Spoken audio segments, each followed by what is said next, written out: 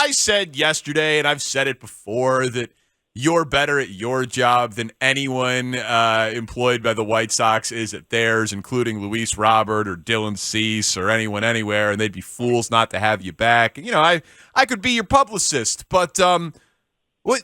Yesterday was a weird day because it was in the newspaper that there wasn't a deal, and then by the afternoon there was a tweet that there was a deal. So what happened? What happened, Jason?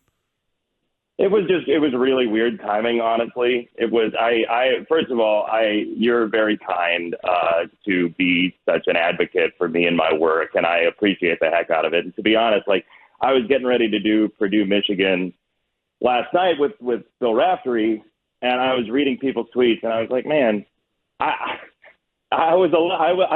truly was a little overwhelmed because I was like, these people really do care about what we do. And I think it's awesome. And it's like, for sure, we get into this as young announcers because we go to this school at Syracuse and we're like, we're going to go be the next whatever. And it's hyper competitive and it's crazy town there. And there's so much that goes into it. And you kind of pour your soul into the craft of doing what you do and what I do. And to have people feel that way is really a beautiful thing. So it was a very weird day. I had told Raph a little bit over lunch, he's like, well, you're looking at your phone, right? Sort of thing. And I was like, yeah, this story came out, but I think we're good. And we were there was just paperwork that had to get done. So we got it done, and here we are. How close were you to leaving? Oh, I love this job so much. I really, really, really, really, really, really do love this job so much. And I think everybody knows that 2021 was hard on me. With the travel stuff, and there was some strife there and all that. And, there was a little bit of experiential learning. I felt a little bit like a player.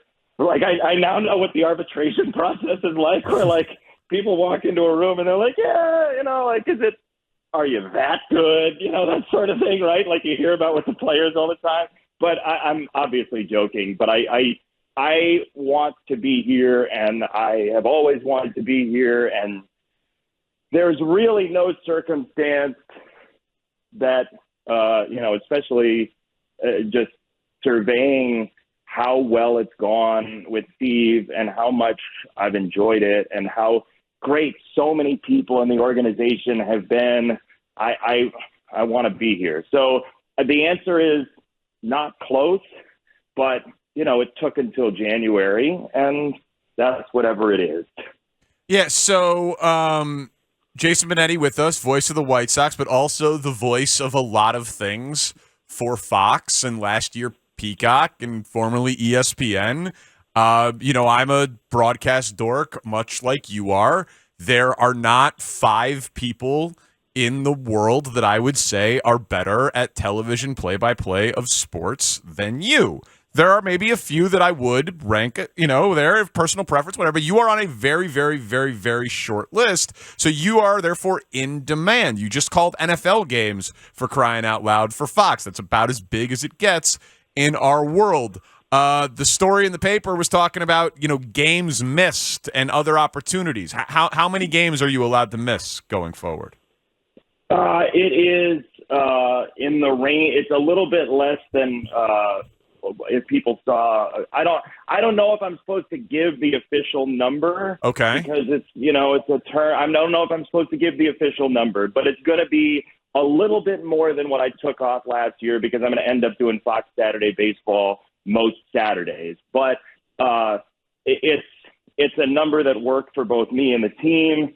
And I don't know if I'm officially supposed to say the specific number, but I am going to say, I missed something like 25 or 26 last year, and it's more than that, but not 50. It's not even close to 50. Okay. No, that's so that's interesting, man. So how many games do you do in a year?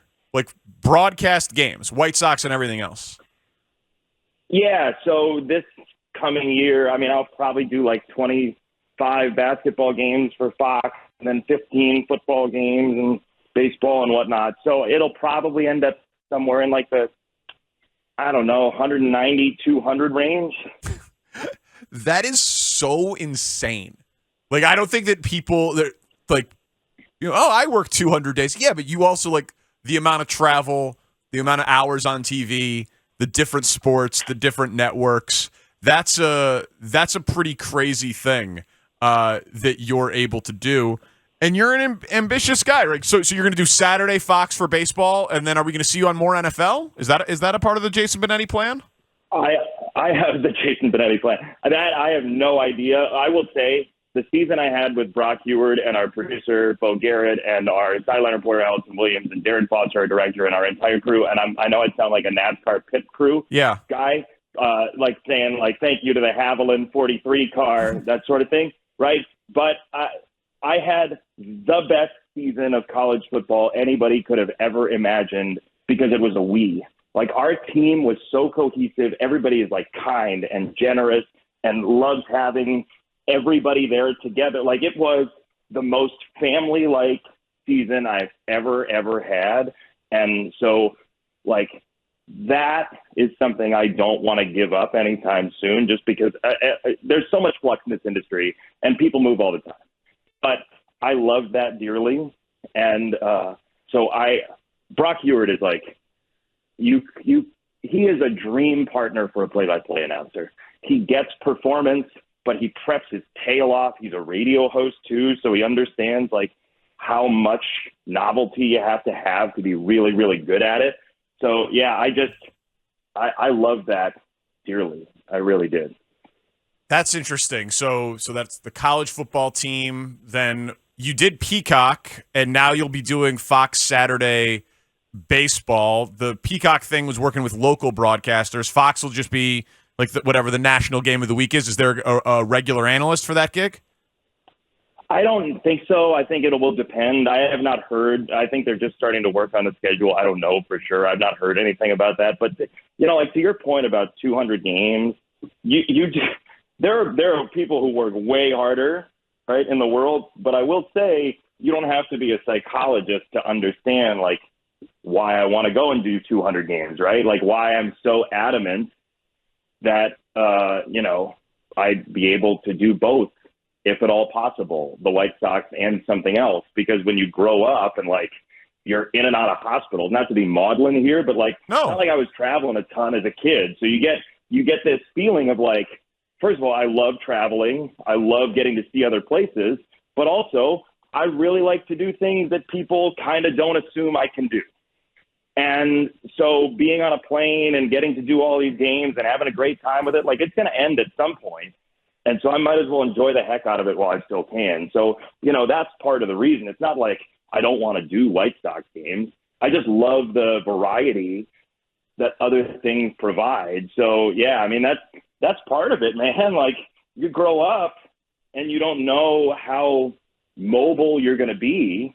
And like, you don't know if somebody's going to put you on television, traveling becomes a really good idea. And like expecting respect and appreciating the heck out of audiences who give that to your work is a really cool thing. And I know you felt the respect locally with that announcement yesterday, and you certainly get it nationally as well, man. You truly are one of the best. You're ambitious, right? Is that fair to say? You're driven. Like it's not just because you want to call the biggest events. You want to represent and be seen by the biggest audiences because of your background and your story and your talent. Well, because people don't do it. Like Walt Jr. from Breaking Bad, R.J. Mitty, is an actor with cerebral palsy. Like Marlee Matlin has made a great career with some hearing issues, right? In the end, I guess in like a faulty way, I assumed in the back of my mind, right? Like if you get really, really good at something, people are going to stop assuming things about you.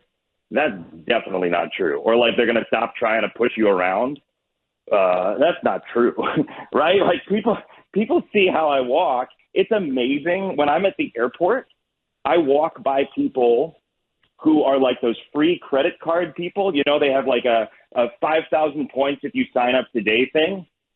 I always get stopped by those people because they think I'm an easy mark. And I want to be like, yeah, actually the terms and conditions don't apply. But instead I just keep walking, right? So, but I have this, you know, like I am a driven person in part. People can call it a chip on my shoulder, but like I kind of think a little bit like that's why I get Sox fans, because sometimes you just kind of get mad at stuff. There's a Netflix documentary called Crip Camp about all these people who had disabilities growing up, and they all went to the same camp. It was like this revolutionary camp, and these people ended up actually being the ones who advocated for the ADA, the Americans with Disabilities Act.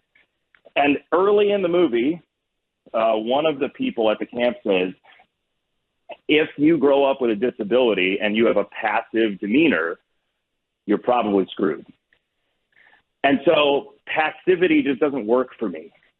And that's kind of where this all comes from. If people wonder like why he's going to do other games, or, you know, why he's frustrated they're not traveling, or like, I'm just kind of looking for my shake here. Because if I just sit by, I'm going to get eaten up by the world. Do you feel like you still aren't given credit or appreciated, or people try to push you around within the industry? You know, I've had a couple of experiences, even after I became Jason Benetti, White Sox announcer, where people have said stuff to me that I think is like, you know, when people say, you know, that I need respect that's outsized for people, you know, for like normal people, I don't like that. And I've heard that, and it's frustrating. Hell you know, when people say like, hey, you know, to a friend of mine, if somebody says to a friend of mine, hey, you know, his assignments aren't affected by his disability, we understand his situation, which I've heard has been said as well. That makes me sound like I'm some sort of charity case. I'm not. And I am, you know, I'm one of many people in this city who's very skilled at this. But I don't mean to turn this into some fire and brimstone thing, but like, I will always appreciate Fox for coming to me as a free agent and saying, we want you. That's just not something that happens to people who look like me in this country. And it's not an excuse. It's just true. And I will always appreciate the Sox for giving me the chance in the first place. And that's kind of why we are where we are. Can you tell us how many years? It said They said they exercised your multi-year option and signed Steve Stone. I was like, well, those are different verbs. And if you can't, it's fine. I can't. I don't think all that's good. Something I'm at liberty to do, but it is multi. You know, and I am. I can't really say that. It's not something that I feel like I'm allowed to express. No, listen, man, that's fine. They're lucky to have you, and you don't have to say it. I'll say it. They're lucky to have you. You could get any job in broadcasting if anyone actually watched and listened to the gig. Steve Stone calls you the Costas of the generation. You are, I mean, Mike Tirico, Ian Eagle, you're on a very short list. There are people at Fox and ESPN that call bigger games that are not as good as you. Eventually, you will surpass them within that network because the people there are very talent-friendly and they're astute and they'll recognize it. It would not shock me at all, man, if you were calling World Series or Super Bowls or whatever one day. You are absolutely on that path. You know, I appreciate that more than you know, and I thank you for saying it. It is not easy, man. Like when I will just say to anybody out there listening, when you have something that every day people can judge you for, and you've chosen a judgmental industry, yeah, it's not easy. And like I hope people know that I live with something, they live with things. Like, I know you've been through your own stuff recently, and I don't know how you go on the radio sometimes. Like, I just don't. And I know you've been open about some of it, a lot of it, and I appreciate the heck out of you, and I hope people understand that what they are dealing with, it's going to be okay if you have people around you who care. And I know you have that, and I have that, and I don't mean to turn this into like a clinical situation or anything too sad, but there are a lot of people who live with a bunch of stuff. Like, I lost a friend of mine during the baseball season to cancer. She was 39. And I know you've had loss in your life too. And I'm really, really fortunate to be healthy. And so are you, and so are so many people out there. But I do want people to know, like, if you have something that kind of sucks in life, the best thing you can possibly do is get good at whatever you like to do. And, man, I'm happy, you've been there for me, and I'm always going to be there and be an advocate for you. Now, tell me some good drinking with Bill Raftery stories. Come on now. Oh, man. He is the best. First of all, Bill Raftery is the most generous person in America. Like, he will have anybody to dinner. He is the kindest, gentlest soul. The other night, we're in Ann Arbor. I was going to get dessert. And he's like, all right, I'll have a cookie. He orders a cookie with whipped cream on it, which, like, what? He orders a cookie with whipped cream, and he's eating it, and he, like, basically says, you got to have some of this. Like, over and over again, you got to have some of this. And so I eat, like, 2 bites of this cookie. At shoot-around yesterday, at both Purdue and Michigan shoot-around, he turns to people from both teams, and he goes, this guy couldn't get his hands off my dessert. I was like, wait, what? You can't do that. So we had Purdue, Michigan State, and if you go back and watch our open, Bill had said before the game, and he never does this, so I was like, oh, I wonder why he wants to do this. He's really got something he wants to say. He says, please tell me how to guard, like, he says, please say to me, how do you guard Zach Edey? Right? 7'4", huge dude, and I'm like, okay, he's got something he wants to get into. So we come on the air, and I go, well, Bill, how do you guard Zach Edey? He goes, I thought you were a professional. I don't know how.